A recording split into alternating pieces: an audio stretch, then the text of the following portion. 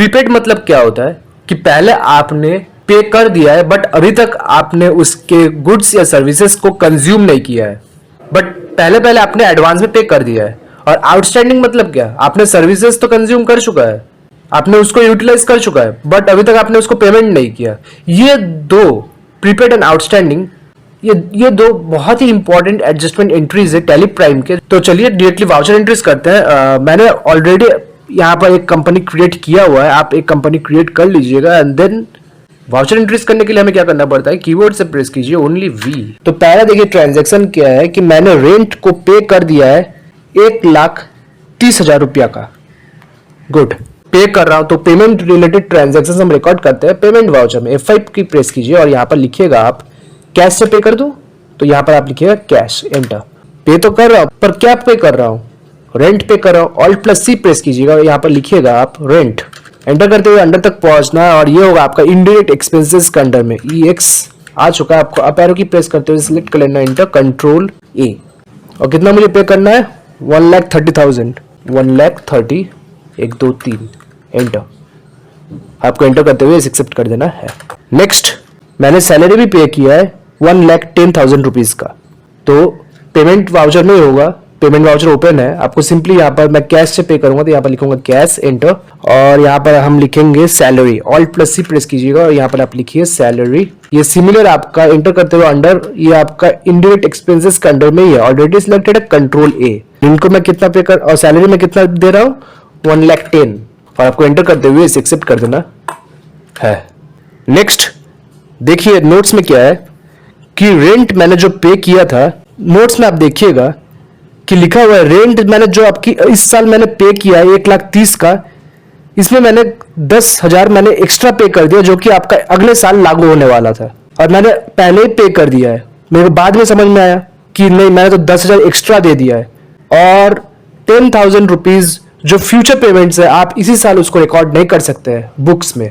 तो आपको क्या करना है, तो आप एस्केप की प्रेस कीजिए फिर से, तो एक बार देख लेते हैं। देखिए एस्केप की प्रेस कीजिए, फिर से एस्केप की प्रेस कीजिए और यहाँ पर लिखिएगा आप profit and loss account, Alt+F1 इसको डिटेल्स में देखने के लिए। तो आप देखेंगे कि इस साल में मेरा रेंट का जो खर्चा है वो है 1,30,000 रुपीज, पर इस 1,30,000 रुपीज में मेरा 10,000 रुपीज मैंने अगले साल के लिए, जो अगले साल का जो 10,000 रुपीज मेरा होना चाहिए था, मैं इसी साल ही पे कर चुका हूं। तो मतलब मेरे को इस साल पे कितना करना चाहिए था, 1,30,000 minus 10,000 that is equal to 1,20,000 rupees. तो सिंपली आपको क्या करना है, इसके की प्रेस कीजिए और आपको वाउचर्स ओपन कर लेना है और इसका हम क्या करेंगे, इसका रिवर्स एंट्री पास, इसका एडजस्टमेंट एंट्री हम पास करने वाले हैं। F7 की प्रेस कीजिए जर्नल वाउचर ओपन करने के लिए। सबसे पहले तो आपको इतना बात याद रखना है कि जो जितने सारे एडजस्टमेंट एंट्रीज है वो आपके साल के अंत में होता है, तो फिर आपको यहाँ पर पहले डेट चेंज करना है। F2 की प्रेस कीजिए और यहाँ पर लिखिएगा आप 31.3, एंटर।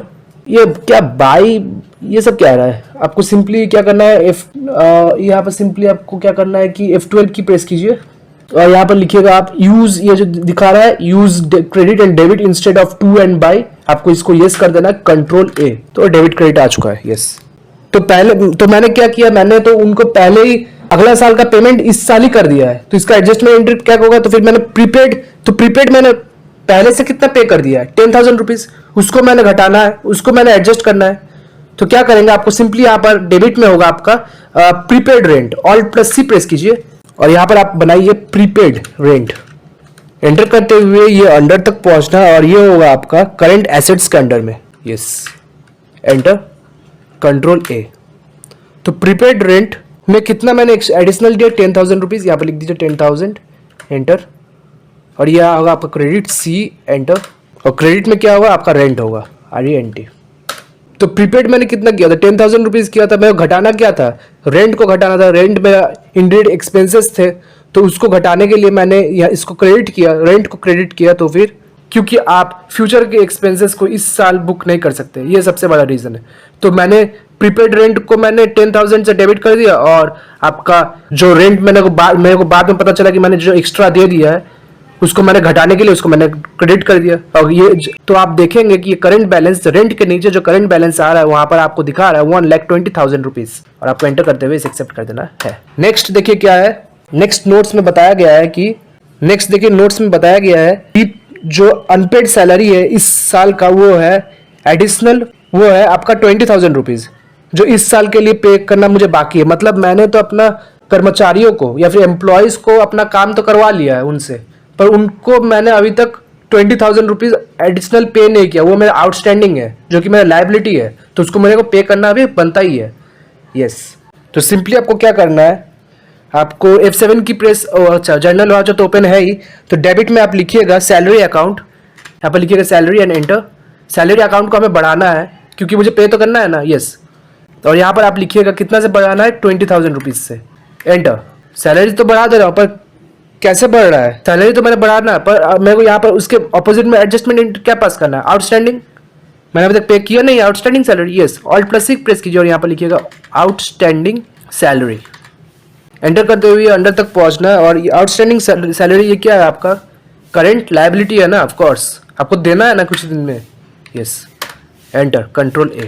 आउटस्टैंडिंग, तो ये मेरा जो लाइबिलिटी है, मेरा लाइबिलिटी अभी कितना का बना, तो फिर देखिए यहाँ पर बढ़ा दिया है 20,000 रुपीज से टू 1,30,000 रुपीज। और आपको एंटर करना है और आपको एंटर करते हुए इसे एक्सेप्ट कर देना है। और एडजस्टमेंट एंट्रीज हो चुका है, एस्केप की प्रेस कीजिए, फिर से एस्केप की प्रेस कीजिए, प्रॉफिट एंड लॉस में जाइए, Alt+F1 इसको डिटेल्स में देखने के लिए। तो आप देखेंगे कि रेंट मेरा जो 1,30,000 रुपीज मैंने पे कर दिया था, वो देखिए वो एडजस्ट होकर 1,20,000 हो गया है। और सैलरी जो मेरा 1,10,000 था, वो उस पर मैंने 20,000 का अभी तक पेमेंट किया नहीं था, तो उसमें अब वो भी एडजस्ट होकर 1,30,000 हो चुका है। आई होप मैंने आपको बहुत थोड़ा कुछ समझा पाया है। अगर आपको वीडियो पसंद आई हो तो आप लाइक करें, ज़्यादा से ज़्यादा शेयर करें। कोई भी टाइप का डाउट अराइज हो आप बेझिझक कमेंट सेक्शन में पूछ सकते हैं। मिलता है नेक्स्ट वीडियो पे फिर कोई इंटरेस्टिंग टॉपिक के साथ। नमस्कार।